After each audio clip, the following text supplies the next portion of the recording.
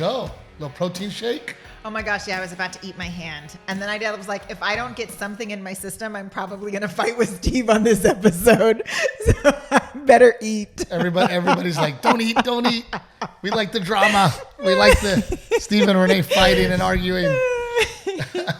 It's funny because you say that. And, I had not listened to our podcast for a long time. Like, for a minute there, I would listen to see how we sounded or, whatever. Yeah. We live it. Why do we need to watch it again a second time? Well, just listen like every once in a while, right? Yeah. Anyway, it was funny because when you listen to it from the outside looking in, I was like, man, I was such a dick last episode. I was a jerk. Oh, yeah? Yeah, I was not my best. When were you a jerk last episode? Well, I was complaining about you railroading me, and it just... It came off like such a dick. And people like it when I railroad you. Well, is that a sexual position? Because if it is, I like it too. That one made Rick chuckle. I heard him. But it was, and I do, Rick, I do want to do a episode where we can actually have people send in questions. Okay. So we got to figure that out. But people definitely love the home studio. Well, that's what I was going to ask you. I was like, I didn't have a chance to read the comments. Do people like us back in our home studio? For the most part, people did. They seemed like we were more relaxed, and there's definitely a different tone. For sure, I would say. For sure. And the other studio, it is a recording studio, so.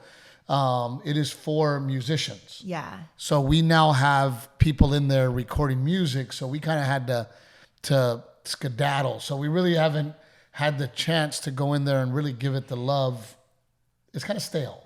Well, it's just supposed to be a transformative space as opposed to a space that is specifically ours. So that's the stale feeling.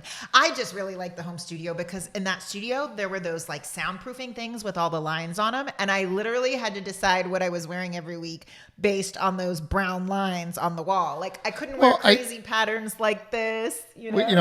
So this studio here is a office space in our home that we turned into a podcast studio. And then when we moved to the other podcast studio, Renae had big plans for this space and it just never happened. As you know that Renae does not get things done.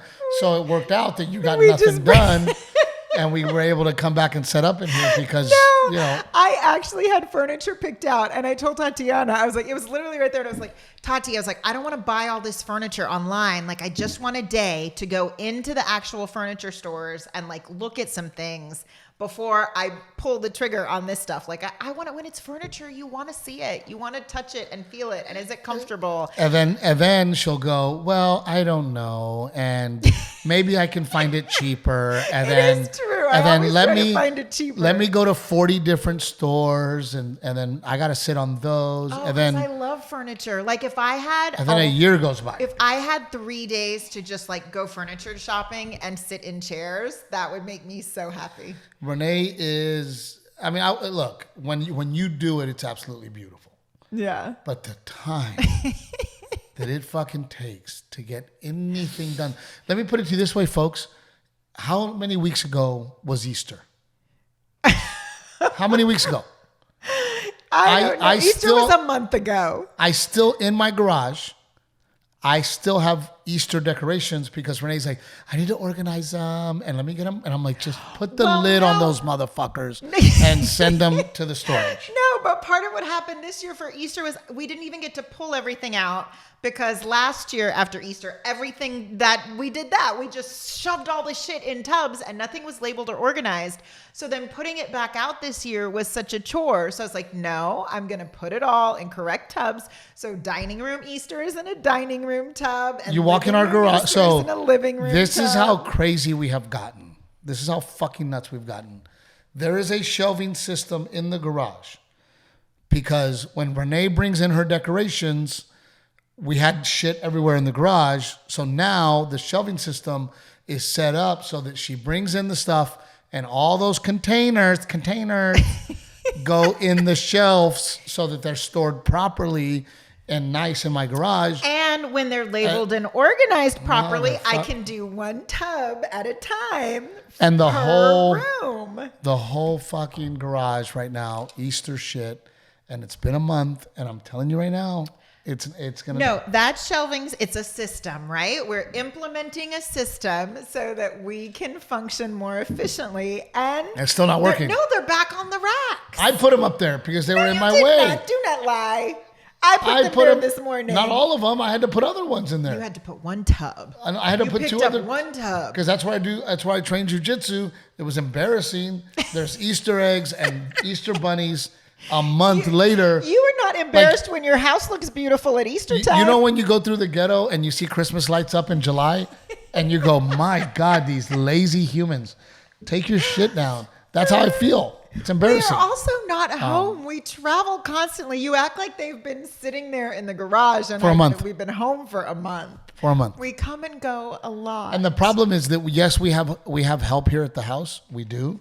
But they are not allowed to help without Renee's supervision. That's not true. That is true. Everybody's afraid of you.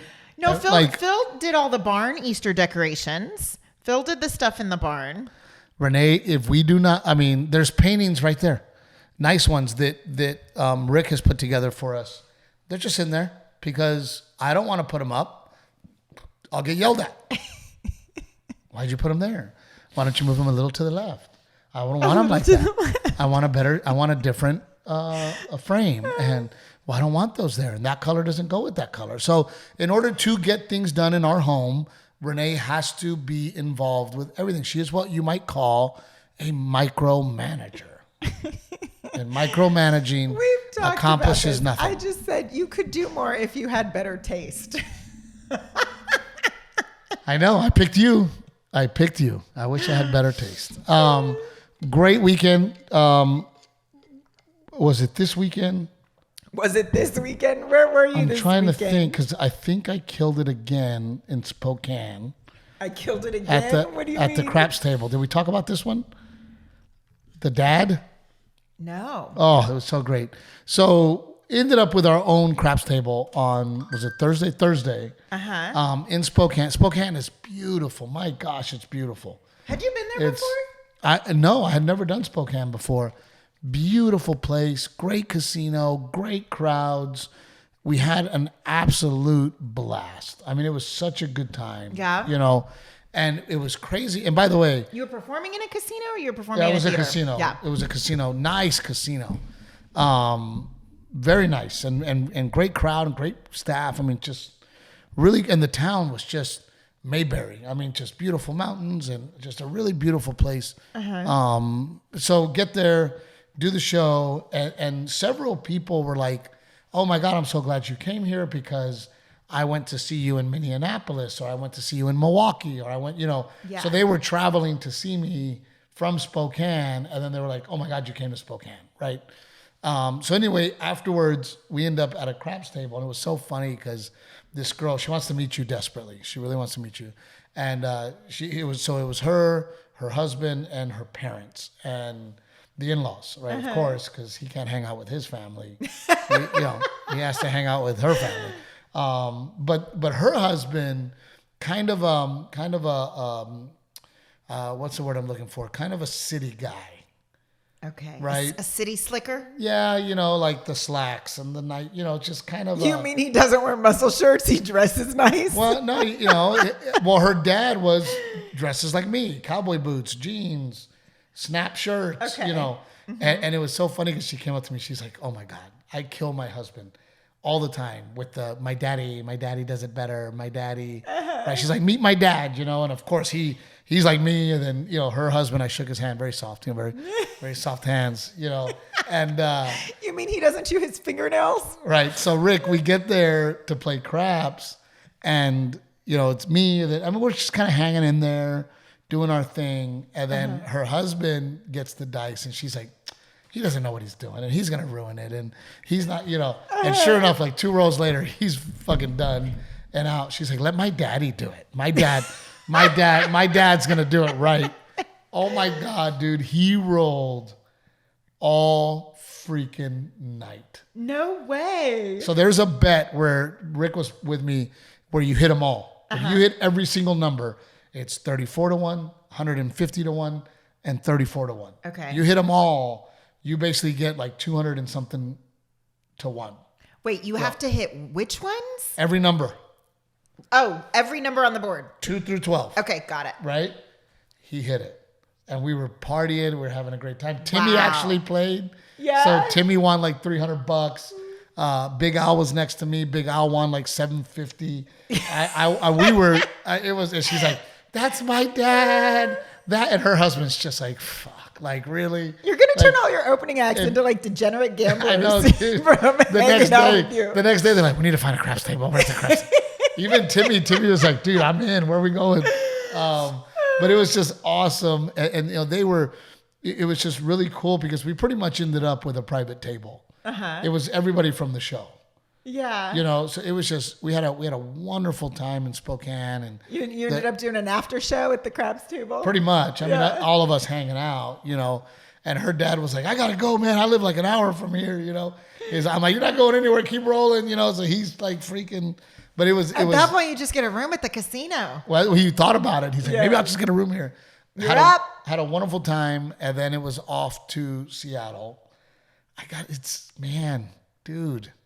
Seattle is breathtaking. Yeah. Breathtaking, beautiful. I mean, the harbors and the mountains, and I mean, it's just breathtaking. Yeah. The drive there was beautiful. From Spokane From Spokane, but as soon as you pull into Seattle, the amount of graffiti is insane. Is it like cool street art, or is it like full graffiti? On, like just graffiti letters? I mean, for miles, as you're driving down the freeway, either side of the freeway, it is just littered with graffiti and trash and homeless tents. And I mean, it was sad. I mean, because you look at this city and you go, God, it's gorgeous. Yeah. But then there's all this shit, just garbage, you know? And you just go, God, what a shame. Yeah. You know, what a fucking shame that the city and the cops cannot keep up. Isn't Amazon headquartered there too? Like, don't you have some big... I think Google, maybe? Big corporations in Seattle? I was just so bummed. You know, because you look... And then, of course, metal detectors. You know, people in line, they have to go through a metal detector. For your show, you mean? To go on my show. Yeah. It was just... It just made me sad. Yeah. You know, great show, sold out. You know, we did a smaller theater because we didn't know, you know, what we were going to do, but we sold out. It was in an old movie theater. And it was funny because the green room was the projection room. Oh, no way. Right? So you'd go up these stairs to go to the original projection room, you know. So you could see down in the theater from the green room. Yeah, and Seattle was great, and we ended up in a nice hotel and the whole thing, but great show, had a good time, and then it was wake up and go to Portland, and if you can believe it, what? Worse. Portland was worse. Yeah? The amount of trash and garbage and graffiti, almost to where you're like, am I in America? Really? I mean, Renae, bad. I mean, and again, go to the theater, metal detectors, and then the staff is warning you, do not go out around here. Do not go, go back to your hotel, party over there if you're going to have a drink. That's got to deter people from coming to the show, though. It was sold out. Thank God. Thank you, Portland. You know, the weekend before me was a comedian that, how do I give a hint without, he's associated with me, right? His crowd got in a fist fight with the police at the venue. At the show? Oh, yeah. Took his shirt off. Huge fight broke out. What do you mean took his shirt off? Who took his shirt off? One of the fans. Oh. Got in a crazy fight. So they had to have extra police officers and extra people. and you just go, golly, man, because again, Portland, really beautiful town. Yeah, but something's happening culturally. Well, I don't want to say it because I don't ever want to get political, but it again, metal detectors, very, very scary with the feeling that like the staff was like, hey man, like don't rile people up. Don't go out here. Right? Yeah. I wasn't worried about it because I was going straight to the airport after my show. And you look like you. I was also bummed because was it Seattle and Portland, both of them, the venue wanted to charge an outrageous amount of money for me to do a meet and greet. Why is that? That's just their policy. Yeah. And maybe it's because they have to have extra security. Yeah. Maybe they have to have the police stay longer. I don't know. But I was really bummed because I don't ever want the fan to think that's you. Right, that it's me. And then Spokane, we didn't sell any merchandise because the venue wanted 25%, and we just can't jack the prices up that much. I don't want the fan to pay $50 for a t-shirt. Yeah. And if we charge regular prices, then Renae and then Timmy and I are actually losing money. Yeah. So then we couldn't sell merch in Spokane. Then we get to Seattle, and if you want to do a meet and greet, it's going to cost you this much, and it's just not worth it because, I don't charge for meet and greet. Yeah. I don't. You know what I mean? So it bummed me out that I these new markets, when I really want to do meet and greet and make sure connect with people, that I can connect with the fan and thank them really for the support. I wasn't able to do it because they and I'm not talking about like a little bit of money. I mean, it was outrageous. Yeah. So it made me sad. So hopefully when I go back, we get ahead of it. Yeah. And make sure that it's in my contract that they don't charge us this crazy amount, right? Yeah. Or we find a theater that's a little more accommodating. Yeah. I mean, I will say that Seattle the venue was really excited the way things went. And the fan experience and the people that we drew compared to the other comedian the week before. So they did not charge Timmy the 10% of the merch because they were like, dude, your fans were great. Everybody was nice. They all spent money. They bought food. What a great crowd you bring, because they were like, man, last week it was the ghetto of the ghetto. Yeah. In fights, right? So you do draw, like your fan, it's a lot of couples. It's their big night out. They come and they're dressed nice and they're ready to be entertained and they want to drink and have a good time, but they're not like stupid, messy, sloppy, like. No, it's what it is it is Captain Evil's, a crowd full of Captain Evil. It is hard. Some classy bitches. It is hardworking men trying to make their above average woman happy. That's what it is. It's hardworking. So they got to keep it together. They can't act a fool and start a fight. Right. Well, we do, and I'm proud of that. And I will say that even though my career my career has always done this, right? And it's never like shot. Yeah. It's always done this. Yeah. But I think that because I'm doing that, it is sustainable. Yeah. Right? I think that there are people that will continue to support us. We've earned our trust with them. They love us. We love them. And it continues to just keep growing. Yeah. Right? You're consistent. I feel like people come back and they see you time and time again.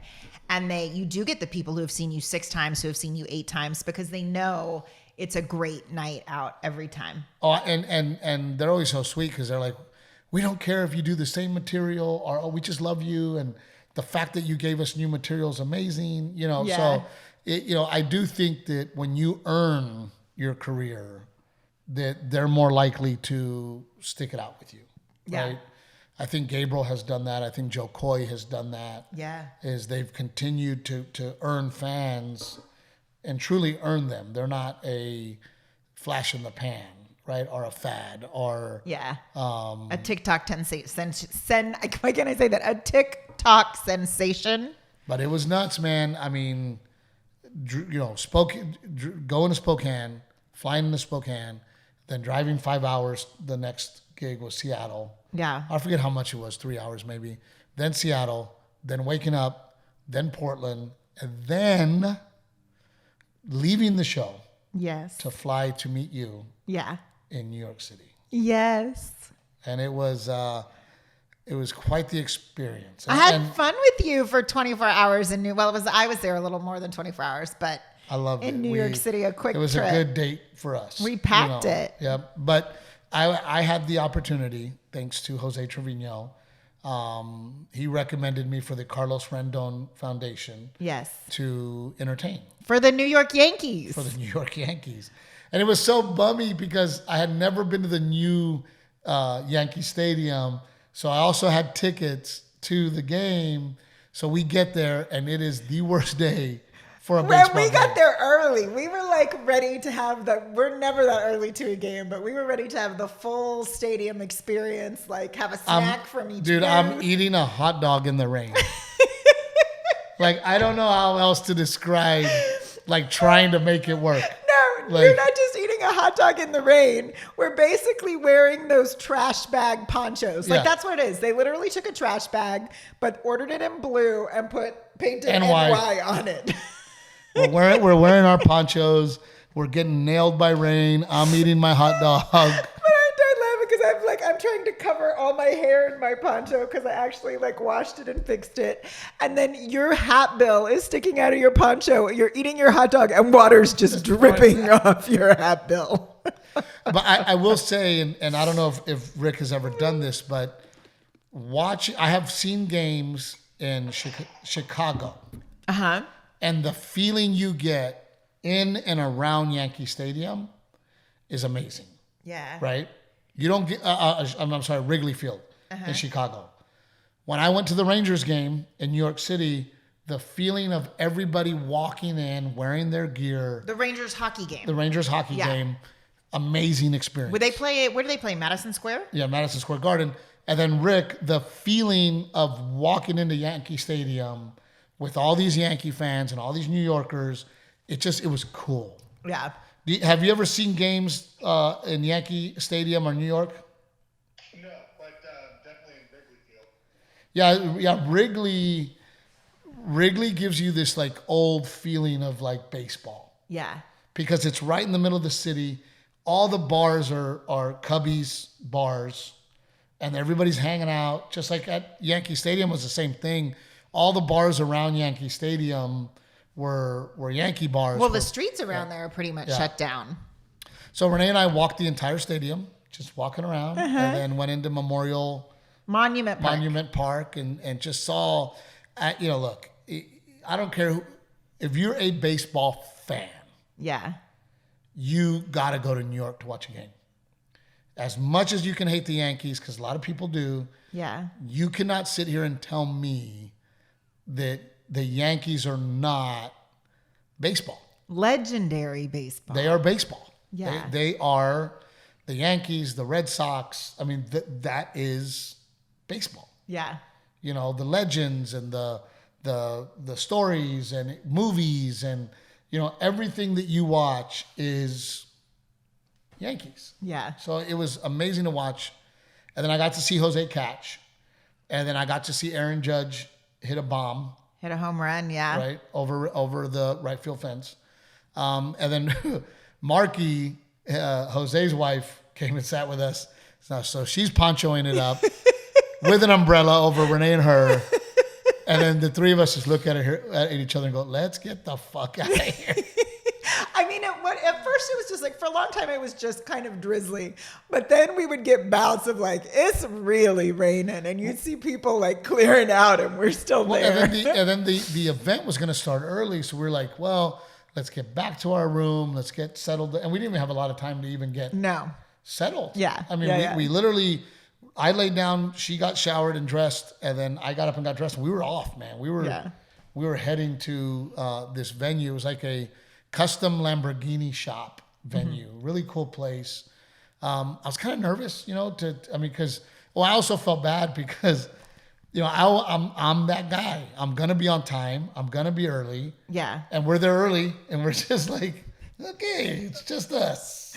Well, because the game went like they stopped, they paused the game. It was like a rain delay. Right, yep. And so everyone was waiting, like, are they going to call the game? How long is this delay going to go on? So it just was longer, and there was no way any of the players were going to make it there when the event was supposed to start. And for me, I know some of the players. Mm-hmm. I don't know all of them.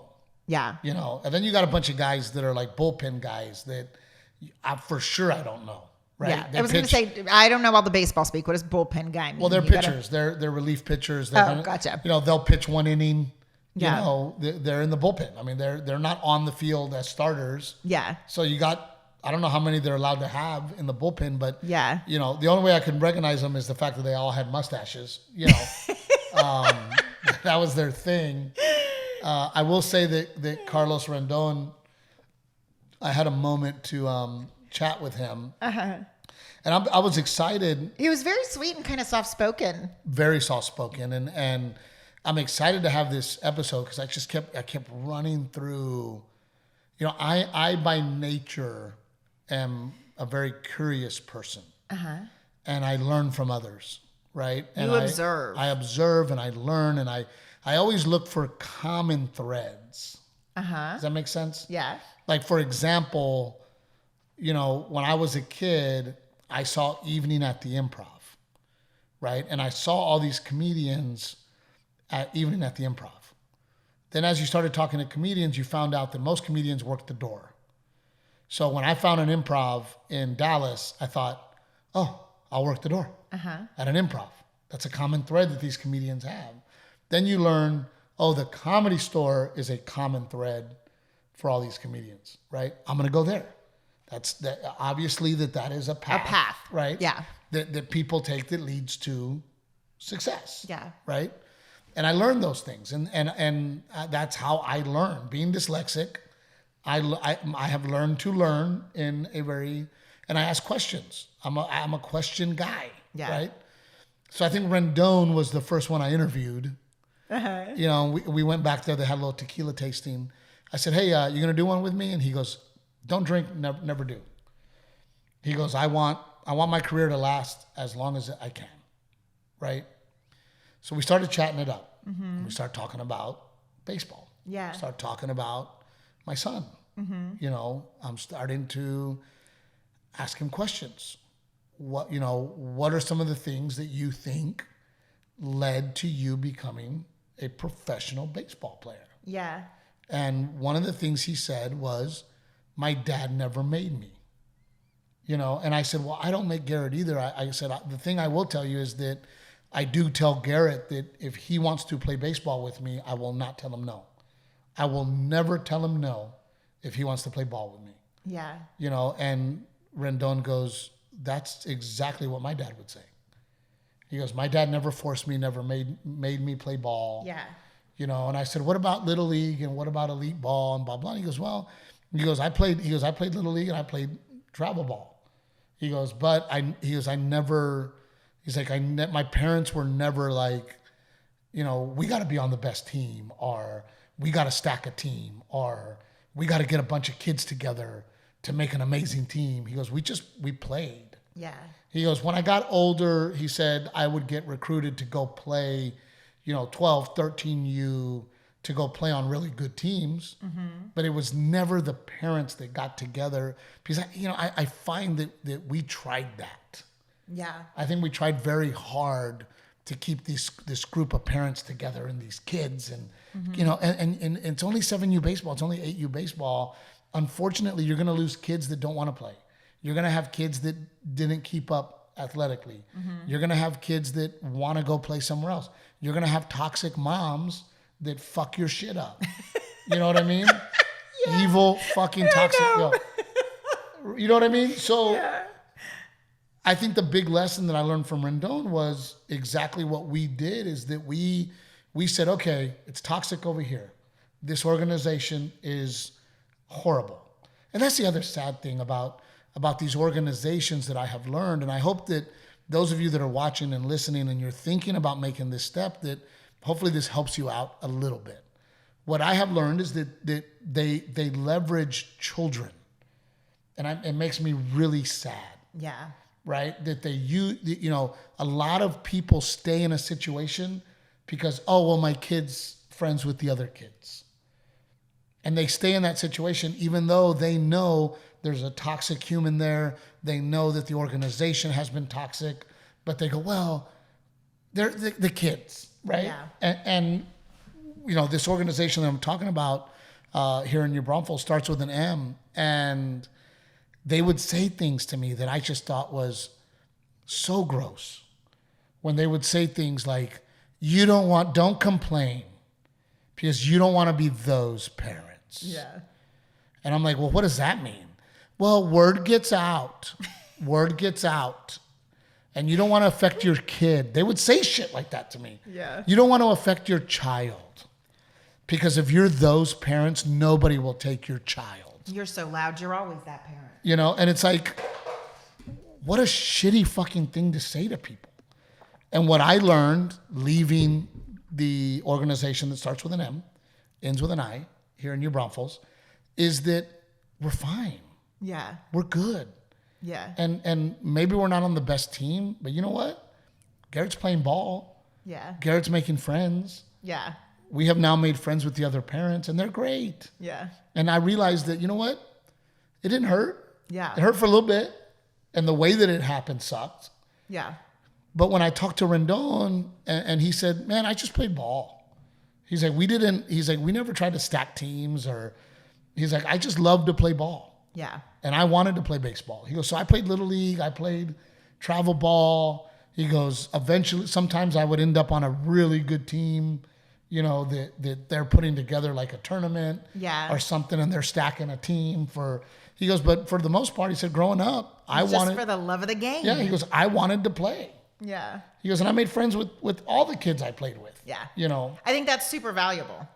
Yeah, like the skill of making friends wherever you go, right? You don't want to move your child's school around all the time. You probably want that to be consistent for them. But as far as like teams, play with lots of different teammates. Well, because that is a lesson that you have to learn, because, when you go to the minor leagues, you're getting bumped around and players are coming in and out, and there's a new player and a new player's leaving, and a new player got called up and another player came in, and then, well, we need to move you over here in the organization. And how do we become cohesive? You finally make it to the big leagues, and wow, I'm a Texas Ranger. Boom, a year later, well, we need you to be a New York Yankee, and then boom, now you're a New York Yankee. Man, you better know how to make friends. Yeah. Because if you let that mentally affect you, you're not going to stay playing at an elite level. Yeah. Right? So spoke to Rendon, had a great conversation with him. And I was that dad. I'm like, look at my son. Did you really? Oh, yeah. I had to be that dad, The event was awesome. Do you know what? I saw him. Can I just say this? You probably didn't have this same thought, but I saw him and I was like, oh my God, he looks like Jordan McKnight from New Kids on the Block. Does he really? I wouldn't know. He totally looks like. Clearly, I loved New Kids on the Block as a little girl, but yes, I think he looks just like Jordan McKnight from New Kids on the Block. But Rick, you played basketball on a high level. Coming up, was it that complicated? No. The biggest thing that I don't understand about baseball is, where do you guys go just to have pickup games? Well, we really can't, right? I mean, I have the kids over at my house just playing ball, right? And the crazy part is the amount of at this level of parents that are like, oh, my son's has a batting coach, and dude, Garrett has never had private lessons. Yeah, we just play ball, and I don't know. It scares me when it's like that young, that aggressive with, oh God, we need a coach, and we need, you know what I mean? Yeah. My big thing is I just want him to grow up in a home where the education is just important. So when you play baseball with him, I always try to balance out, well, did we read tonight? Did we, as opposed to, yes, I want him to love baseball, but I also want him to grow up in a house where academics are really important too. Absolutely. So Rick, you're saying that when you were coming up, it was a constant go outside, go to the park where they're playing ball.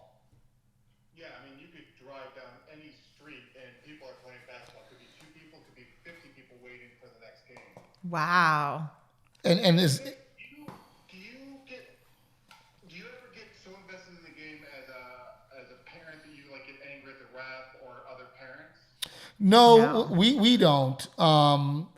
And Garrett's such a competitor, and I am too. But Garrett gets mad at me because when he loses, it's devastating to him. And I'm like, hey man, great job. Well, I'm upset. And I'm like, okay, well, it's not a big deal, man. Let's keep going.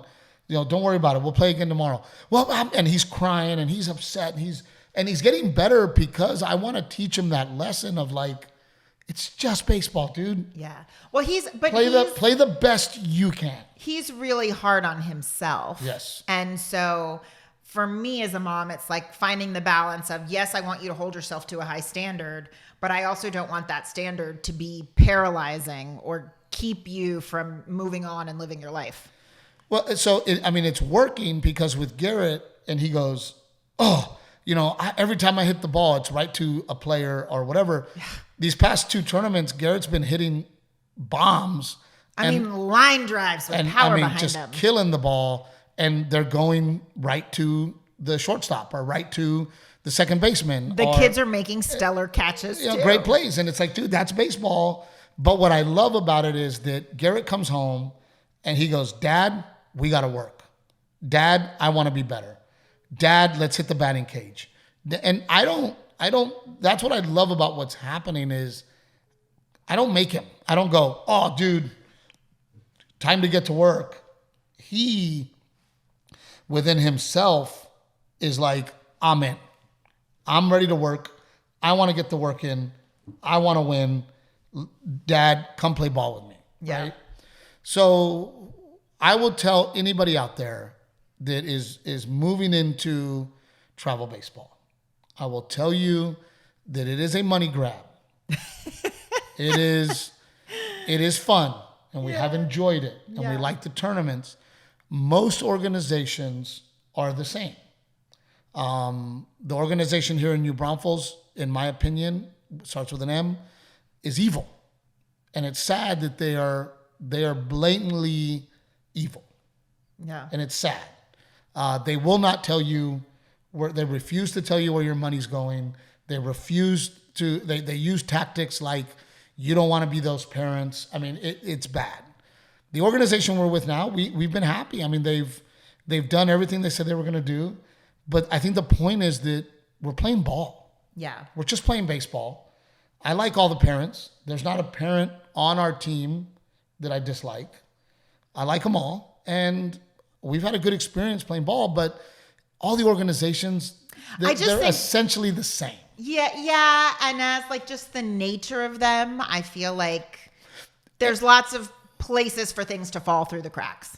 Well, and unfortunately it's gotten diluted because if your check cashes, they'll take you on the team. Yeah, it's a business. Bottom line, it's a business. When Elite Ball started, it was we're putting together the best baseball players and only the best baseball players will get on the team. Yeah. Problem is, right now, Garrett's 8U. In this town alone, there's like 5 8U teams. I think more than that. Maybe more. Yeah. Like it's crazy the amount. And instead of, hey, only elite plays, well, that would eliminate the amount of teams, and the competition would go up and blah, blah, blah. But, you do find even in travel ball that there are kids that are playing that should not be playing because they're check cashed. Yeah. Right. Well, and because they're little too, like, let's be honest, you don't know how a child's skills are going to develop. You don't know. And even within the season, like you see so much growth in a season. Yeah. So after that, I performed this Mentalist, Devontae Magic. I was going to say, I can't remember his name, but he was great. Holy shit, Rick. Unbelievable what he was able to do. So it's not, so for people who like aren't into magic or, we see a lot of magic shows. We like that kind of performance, but it's not magic. The reason they call it a mentalist is because they will ask you questions and then they're like writing the answer on a notepad or they're doing crazy things with like numbers and names, and they come up with the answer without you telling them. Well, let's take a step back. So I got to perform, and I think I did a great job, but it wasn't your normal set. Oh, not at all. Because you're performing in front of a team, you know. And then Booney was there, coach. So, you know, I started kind of roasting guys, and then they were kind of cold on the roasting, and then before you knew it, we did get them, and everybody was having a great time. They loosened up and had fun. Yeah. It turned out to be a lot of fun. I was cackling in the back. Yes. So then I finally went and got a drink, and then this Mentalist comes out. One of the things he did, and I don't want to give it away, all of it, but very talented guy. And then we'll go back to the baseball conversation. He got Coach Booney and his wife on stage. He closed their eyes, and he goes, I'm going to rub this paper somewhere, and then with your eyes closed, tell me where I ran the paper. Uh-huh. So he goes over to Coach Booney, puts the paper on his nose, does not touch his wife. Uh-huh. And then he goes, if I touched you, point where I touched you. And both of them would do that. Yeah. Oh, well, but you forgot. He did this whole demonstration before he did that where he like made them stare at each other and like talked them through connecting. You two have to connect. Like, yeah, it was crazy. Unbelievable. So Devontae Magic, he follows me now on Instagram. Oh, I need to follow him. I got to reach out to him because I really want to chat with him a little bit as well. Yeah. And then Jose kind of leans over and he says, let's get out of here. Yeah. He goes, I have this really great neighborhood bar right by my house. Let's go. Yeah. So boom, we left, went over there with and had a drink with Jose and Marky, and then we went into this little bar, and then in walks Aaron Judge and Anthony Rizzo and their wives, and we just partied. Yeah. And had drinks, and I talked to Aaron and Rizzo about baseball again, and I asked them questions. Yeah. And it was a lot of the same. You know, a lot of my dad didn't make me. Yeah. You know, and a lot of I played every sport. You know, Rizzo told me, he goes, dude, sometimes I wouldn't play baseball for, 6 months. Yeah. Because I was doing whatever. You know, he goes, but then we'd go back and play, competitive baseball. And then I'd play soccer. And then I would play basketball. But you see these humans and they're like, Judge gifted, is massive. Gifted. But you can just tell their bodies were made, they're like powerful bodies that are What are you saying about me? Do I not have a powerful body, honey? I'm just saying. Oh, no. Dude, Aaron Judge's hands, Rick. I have hung out with NFL players. I have hung out with NBA players. His hands are the biggest hands I've ever shaken. Yeah. It was unbelievable. Listen, if I gave birth to a child like Aaron Judge, I would be like, okay, academics, we don't have to worry about them so much, kid. Like, you're going to be some sort of athlete. But here's what I will say that I learned the most. Because I have partied with NFL players. Uh-huh. I have partied with NBA players. Yes. I know NBA players. I know NFL players. Uh-huh. I have partied with some hockey players. And I would put hockey in the same category.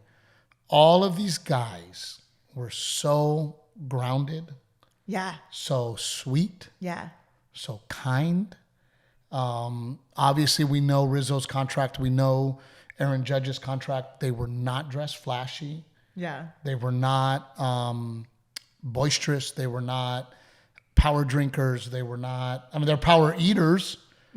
Holy oh my God, shit. Thank God they showed up at the bar with hamburgers because I was so hungry. I saw there was like 2 hamburgers left on the table and I was like, can I please have one of those burgers? 2 bags of double cheeseburgers.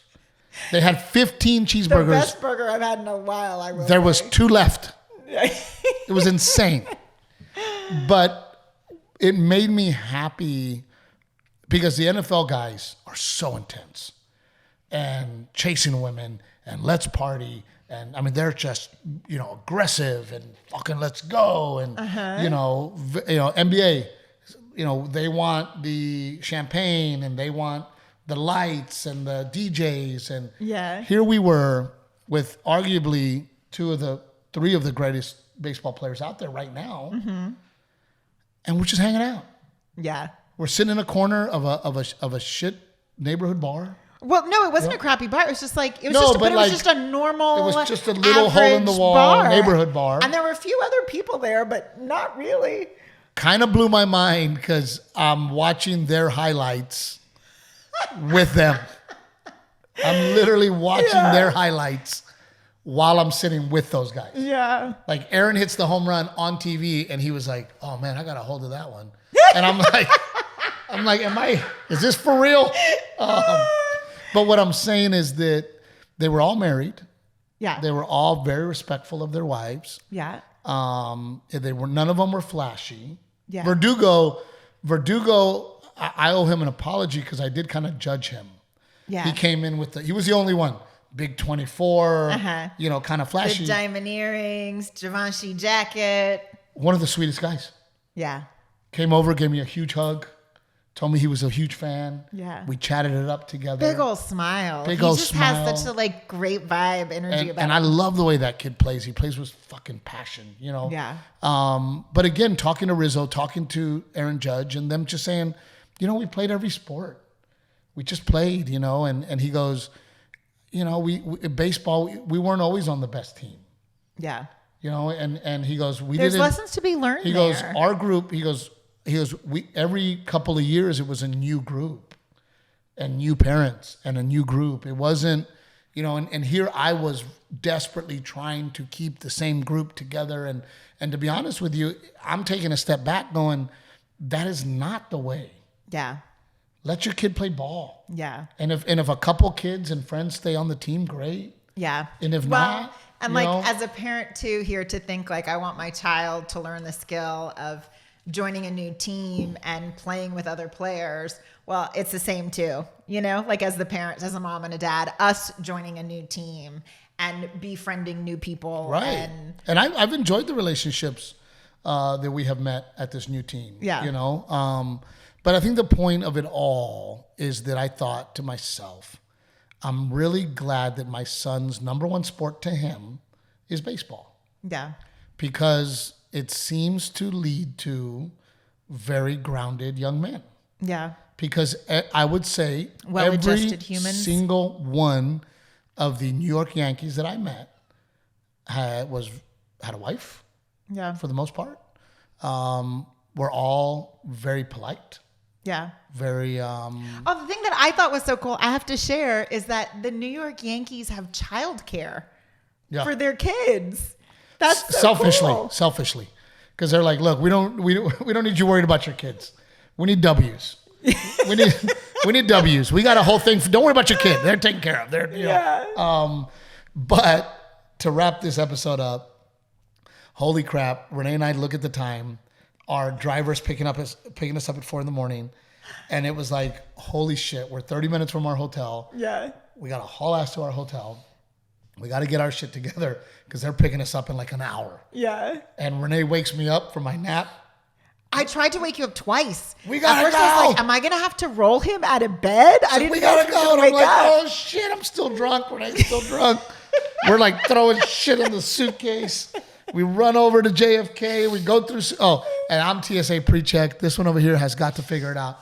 And so I'm waiting for Renae. Like she's like, where are you? You weren't waiting for me. You were in the lounge. Taking a nap. I'll see you there. Taking a nap. And then we get on the plane. Renae and I pass out. We go to sleep. And we wake up in Austin. And I look at Renae.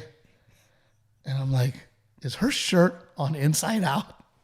Renae put her shirt on inside out. And Renae and I just looked at each other and we're like, we still got it. The fact that I made it out of the hotel room with a bra on, I was doing good. we had a wonderful time, but I had so much fun with you. I just really enjoyed. I was already a fan of Aaron Judge, and I was already a fan of Rizzo, and of course Jose, and I've always just thought Jose's just the best, you know. And to sit there with these guys and go, wow, man, they're more than I expected. Yeah. They're even better than I had hoped for. Yeah. And I hope that my son pursues baseball, and I hope that, if it's in his cards to play pro baseball, it makes me feel good that if I send my child off to play baseball, that group of people seem to be very respectful and very well-rounded. Yeah. You know, and I think the message to your parents too, as you move on with travel baseball, elite baseball, is have fun. Don't get too into the politics. Yeah. You know, you're always going to be friends with the people that you met along the way, and the good friends that you make along the way are still going to be good friends. But also don't think that, oh, this is going to be my best friends for life as we move through baseball, because there's an evil bitch that's going to break it all up. Or some parents are not going to play baseball anymore. Yeah. Or some kids don't want to play, or somebody gets hurt, or the organization goes away, or you know, there's just so many variables. The people that you're playing ball with and those parents, you're going to be friends with them, and if they're good friends, they'll continue to be good friends. Yeah. Right? And if they're not, you'll know it because they won't call you anymore, and they won't reach out, and they're doing their own thing. Yeah. But what I learned is, number one is my family. Number one is my son.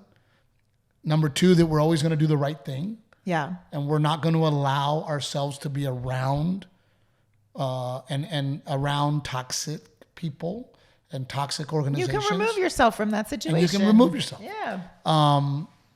So don't worry about it. Play ball. Play with other people. Have a good time doing it. Because Renae and I learned a valuable lesson through all of this. Yeah. We survived, and we're happy. And my son plays baseball. And how stinking cool that because you're a comedian, we got to go hang out with the New York Yankees. Your New York Yankees. And I love, dude, Aaron was like, I got to meet your son, man. Bring him out. And Rizzo too. Rizzo was like, dude, I want to meet your son. You know, so I'm just so excited, and it was so much fun. And I want to thank Ashley Rendon and Carlos Rendon for having us, and congratulations to them on their foundation. So that concludes this episode. Don't forget our sponsors. Aztec Chevy. I have exciting news.